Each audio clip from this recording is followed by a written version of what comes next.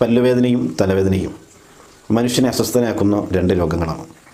നല്ലൊരു തലവേദന വന്നാൽ അല്ലെങ്കിൽ പല്ലുവേദന വന്നാൽ തൊട്ടടുത്തിരിക്കുന്ന ആളുകളുടെ സംസാരം പോലും പലപ്പോഴും അരോചകമായി തോന്നാറുണ്ട്. ഈ രണ്ട് രോഗങ്ങളും കൂടുതലും ഉണ്ടാകുന്നത് 80% ആളുകളിലും ഉണ്ടാകുന്നത് ടെൻഷൻ മൂലമാണ്.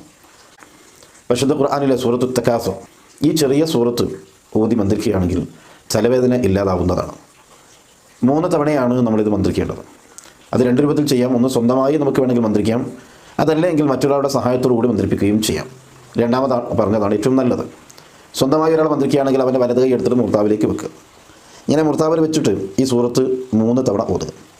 3 തവണ ഓതിയിട്ട് കൈയെടുത്ത് കൈയിൻ്റെ അടിയിലേക്ക്, ഉള്ളം കൈയിലേക്ക് ഇഷ്ഫി എന്ന് പറഞ്ഞ് ഓടുക. 3 തവണ ഓതുക. എന്നിട്ട് വീണ്ടും തലയുടെ മുർത്താവിൽ അങ്ങ് തടവി കൊടുത്താൽ മതി. ഇനി മറ്റൊരാളാണ് മന്ത്രിക്കുന്നതെങ്കിൽ രോഗിയുടെ തലയിൽ മുർത്താവിൽ ഇതേപോലെ തന്നെ കൈവെക്കുക. എന്നിട്ട് 3 തവണ ഈ സൂറത്ത് ഓതിയിട്ട് ഓരോ തവണ ഓതുമ്പോഴും വേണമെങ്കിൽ എന്ത് ചെയ്യാം, ആ മുർത്താവിലേക്ക് ഒന്ന് ഇഷ്ഫി എന്ന് പറഞ്ഞ് ഓതി കൊടുക്കാം.